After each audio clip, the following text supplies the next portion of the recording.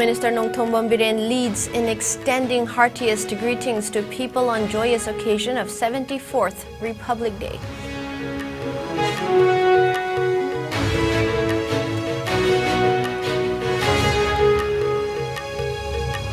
Three tableaus, including 17 from states, union territories, and 6 from ministries, departments, to roll down Kartavya path during Republic Day parade on January 26. 144-strong contingent backed by Assam Rifles military band will march with honor and pride in Delhi on Republic Day, bringing euphoria and spirit of Northeast with them. 13th National Voters' Day celebrated across country on theme "Nothing like voting, I vote for sure." President Draupadi Murmu presents national awards for 2022.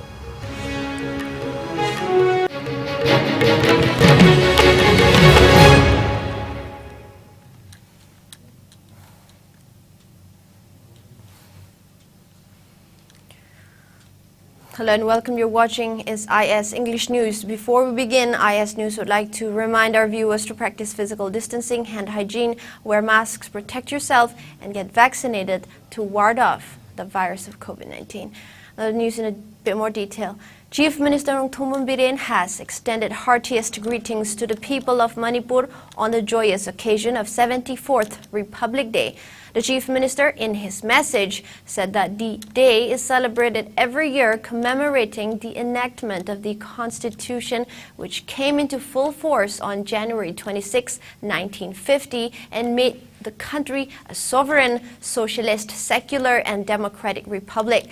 He urged the people to remember and pay homage to the visionary leaders in the Constituent Assembly. He further appealed to everyone to reaffirm their commitment and strive for making the nation greater and stronger. He also called upon the people of the state to rededicate themselves to work in unison to make Manipur a land of peace and prosperity. He further went on to say that the country is moving forward under the people-centric governance of Prime Minister Narendra Modi, adding that he is becoming a key leader in the world.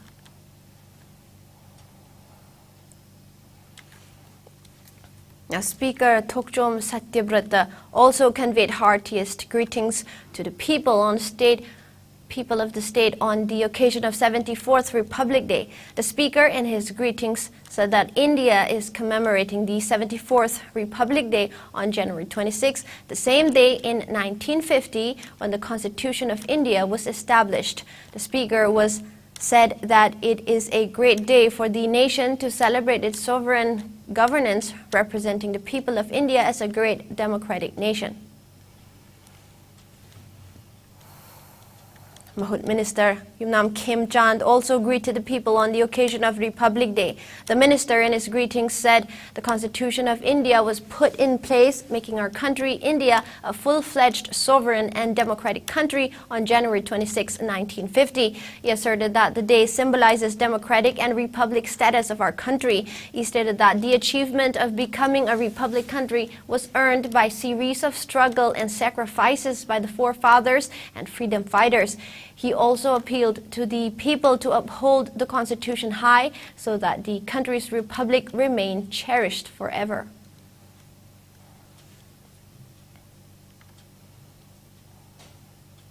The stage is all set for the Republic Day Parade 2023. Draupadi Murmu will lead the nation in celebrating the 74th Republic Day from Kartavya Path in New Delhi. Egyptian President Abdel Fattah El-Sisi will also grace the parade.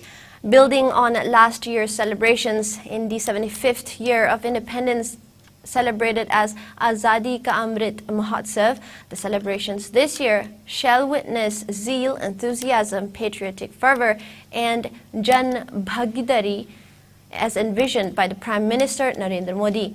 A total of 23 tableaus, including 17 from states and union territories and 6 from ministries and departments, will roll down the Kartavya path during the Republic Day parade on January 26, 2023.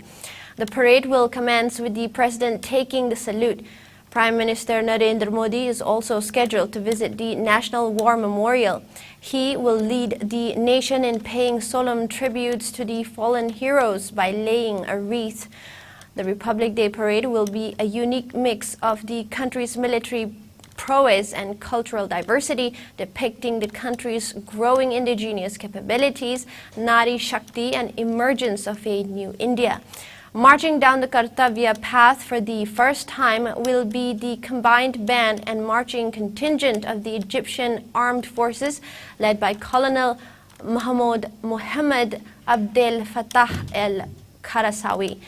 As per tradition, the national flag will be unfurled, followed by the national anthem with a booming 21-gun salute. Another highlight of the parade this year will be Veterans Tableau, with the theme Towards India's Amrit Kal, with resolve, a veteran's commitment. Cultural performances by 479 artists chosen through the nationwide Vande Bharatam dance competition will add color and groove to the Republic Day Parade. The grand finale and the most eagerly awaited segment of the parade, the Fly Past, will witness a breathtaking air show by 45 aircraft of Indian Air Force, 1 from the Indian Navy and 4 helicopters of Indian Army. Wide range of performances and other unique activities will also be held as part of the Republic Day celebrations this year.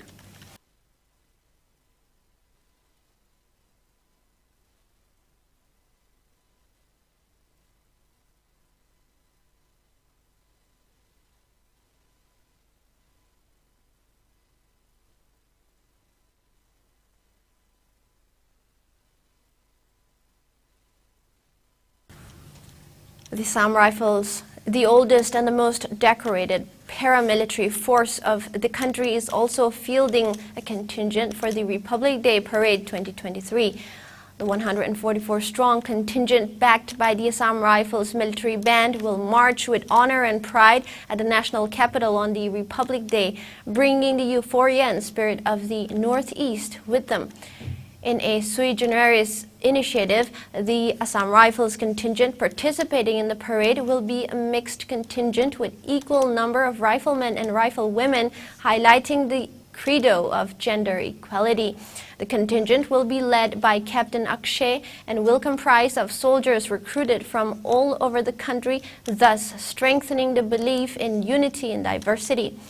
The marching contingent at the Kartavya path will not only signify the confidence of the men and women young in age, but also the socio-economic changes in the Northeast.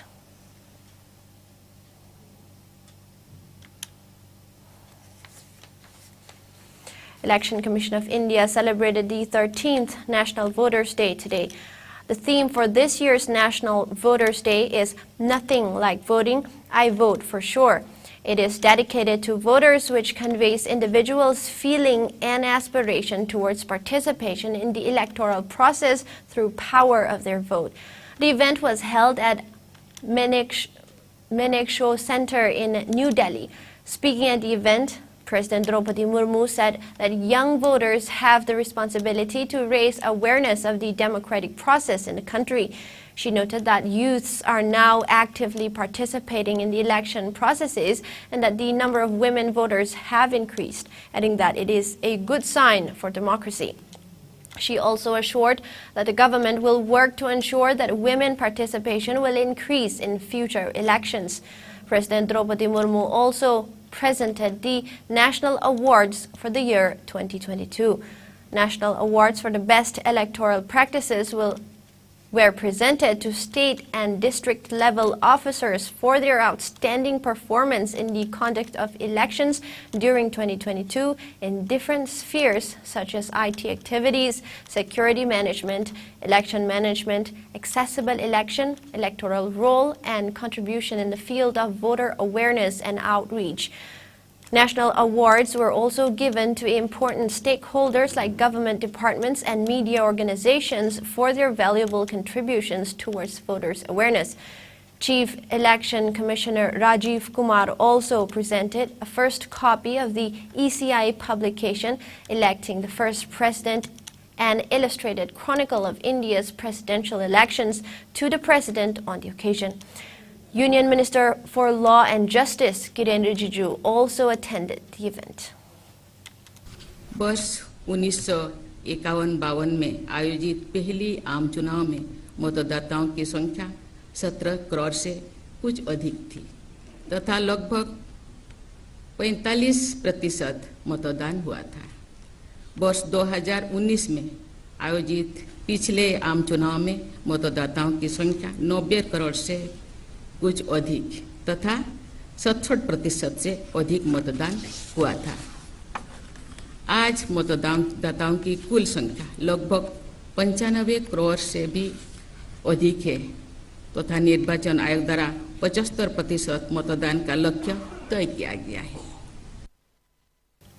Laishram Rameshwar was finally laid to rest at his native village Thoubal Khetri Makhalekai in Thoubal district today. The 54-year-old BJP leader was shot dead by unknown gunmen in the milieu at his residence yesterday. The body of Rameshwar, convener of ex-servicemen cell BJP Manipur Pradesh, was taken from Jennings morgue by his family. Local club members paid tribute to Rameshwar before performing the last rites.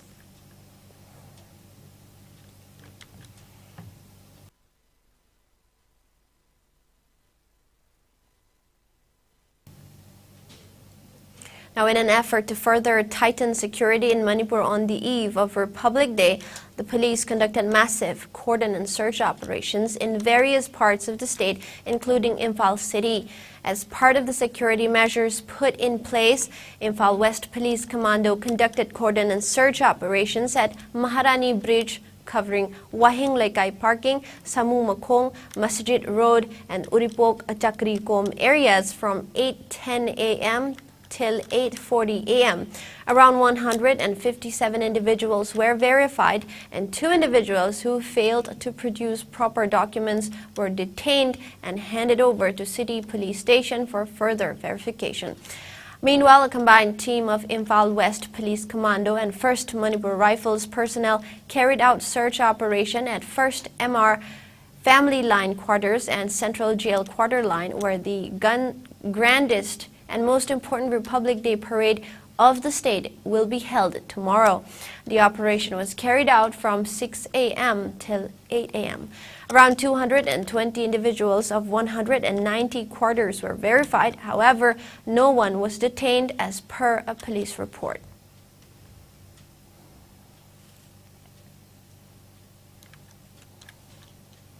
Now, in a bid to ease the plight facing the orange growers of Tamenglong district, a new association named Orange Growers Association Tamenglong None has been formed. It was set up during an event held at Jadonang Park in Tamenglong headquarters yesterday, where as many as 76 orange farmers were present. They unanimously elected Zinbuyang Panmei of Chiengdai village and Azwakna Pamei of Iriang Luang village as chairman and general secretary of the association, respectively. The association also appointed Sangampao Gangmei of Jiulian village and Paubilung Gonmei of Namkao Luang village as vice chairman and joint secretary, respectively. 2 members were also nominated for each village. Speaking at the event, newly appointed Orange Growers Association Tamenglong None General Secretary Azwakna Pamei lamented that although Tamenglong oranges have been GI tagged, the authorities concerned have hardly initiated measures to prevent diseases in orange trees. He expressed concern over the decreasing number of orange trees in Tamenglong owing to the same despite celebration of Orange Festival as one of the state festivals. The association further expressed disappointment over the failure of the district administration to release the incentive of orange growers who had participated in the 17th Orange Festival 2022 till date.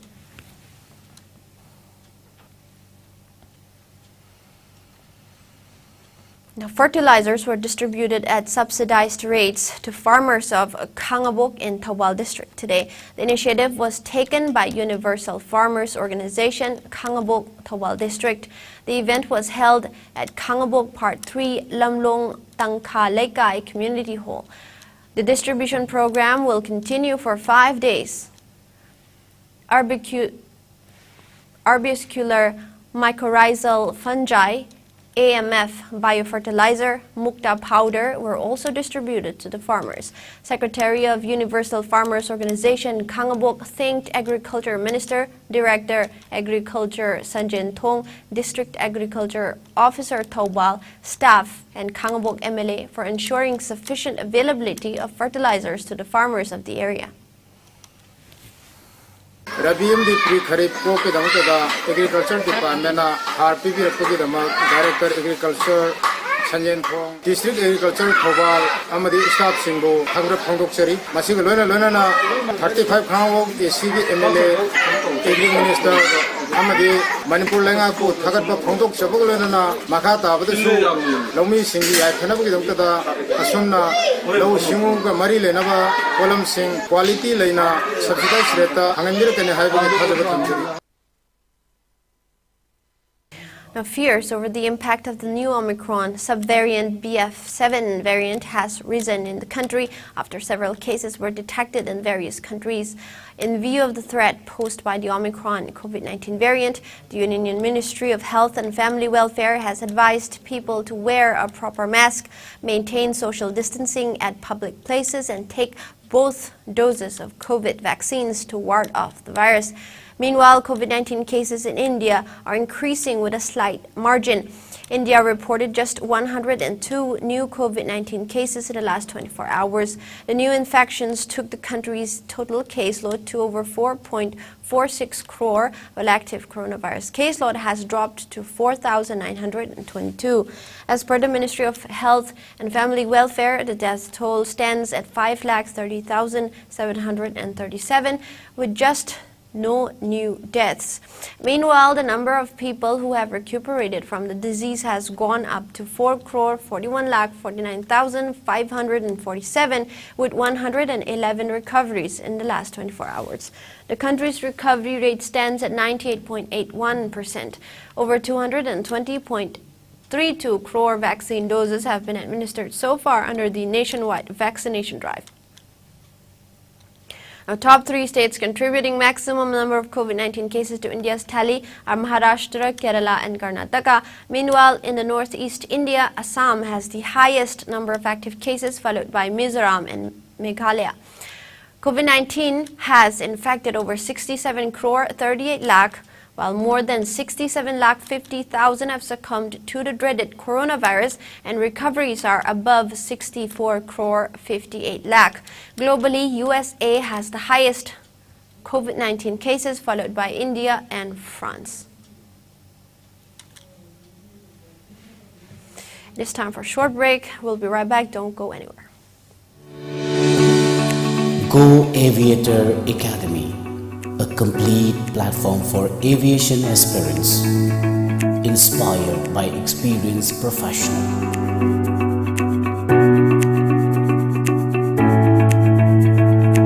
Come and join with us, a course designed for cabin crew and ground staff to help turn your dreams into reality.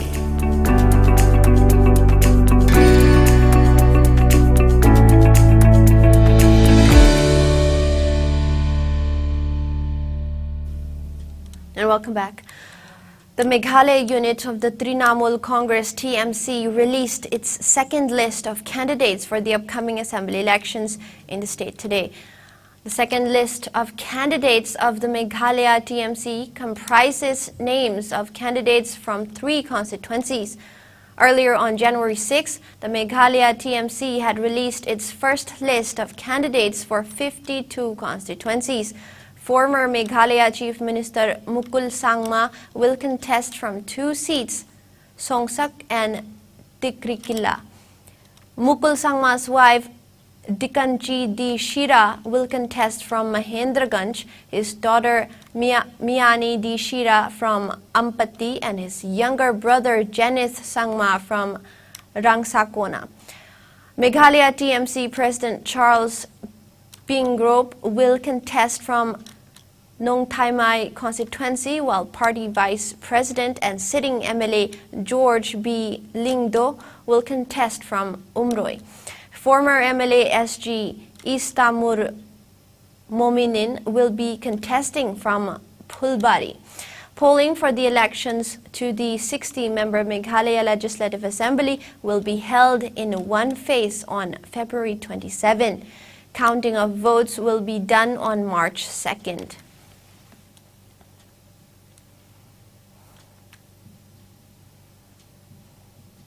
Now, meanwhile, political temperature continues to rise in poll-bound Tripura. The Election Commission has suspended a sector officer of Sabroom Assembly constituency in Tripura for allegedly defacing a poster of Prime Minister Narendra Modi during a drive to remove hoardings and banners from public places. The action was taken after the ruling Bharatiya Janata Party BJP had urged the EC to take steps against poll officials who had defaced Prime Minister Narendra Modi's photograph in banners and hoardings put up in public places in the state. State Law and Parliamentary Affairs Minister Ratan Lal Nath said that the commission had taken action after the BJP lodged the complaint.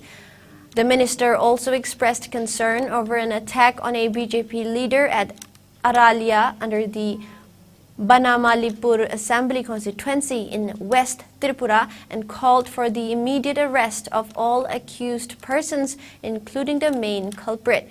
Yesterday, a BJP booth office was reduced to ashes in the Dhanpur Assembly constituency located under the Sepahijala district of Tripura.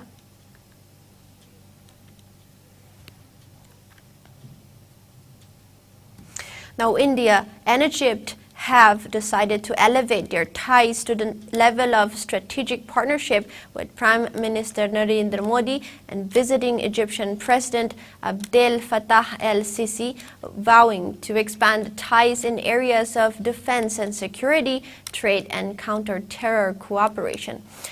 After his wide-ranging talks with Sisi, Modi said the two sides were unanimous in their view that terrorism is the most serious security threat to humanity and that they agreed that concrete measures are needed to end cross-border terrorism.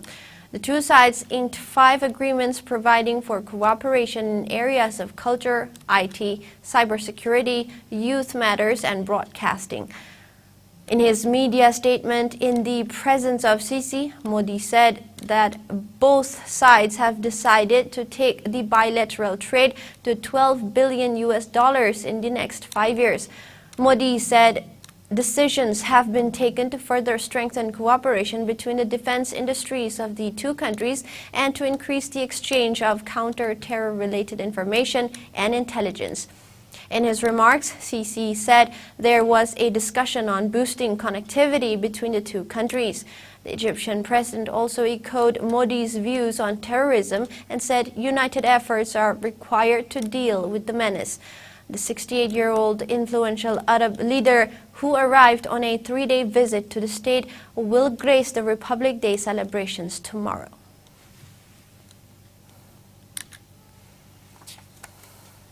And now we have some sports news.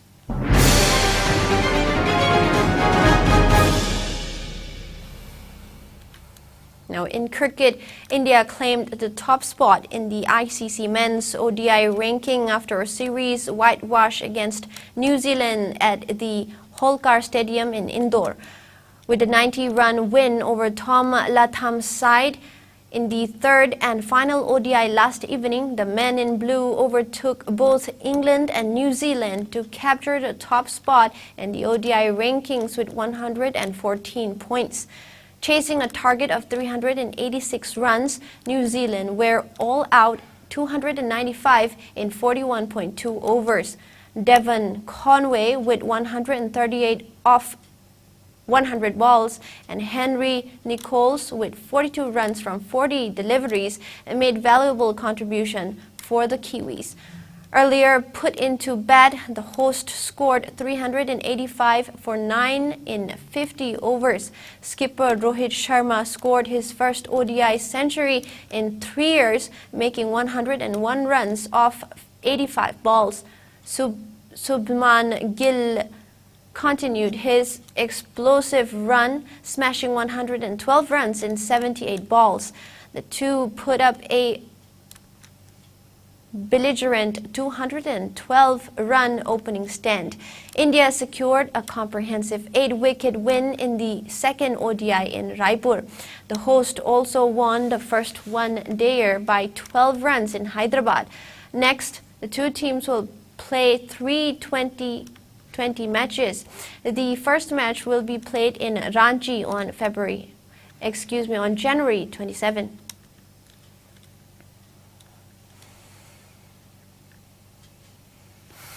India's Sania Mirza and Rohan Bopanna has reached the final of the Australian Open mixed doubles event.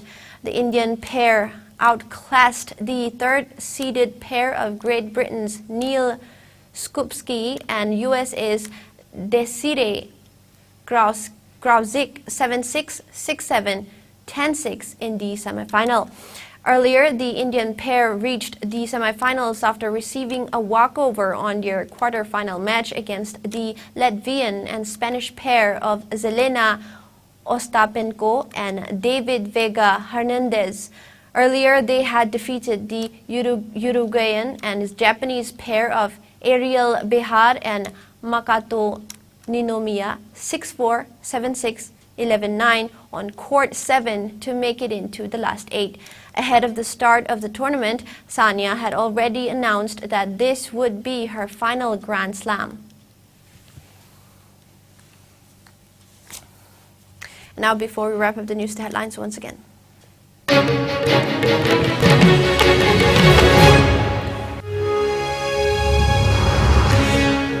Chief Minister Nongthombam Biren leads in extending heartiest greetings to people on joyous occasion of 74th Republic Day.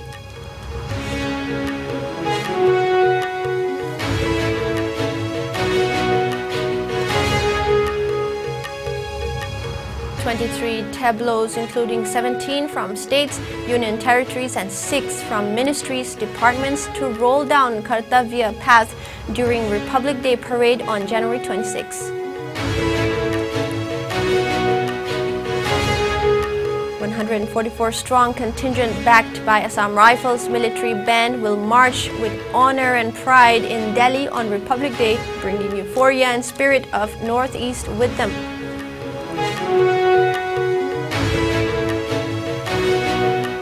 And 13th National Voters' Day celebrated across country on theme "Nothing like voting, I vote for sure." President Draupadi Murmu presents national awards for 2022.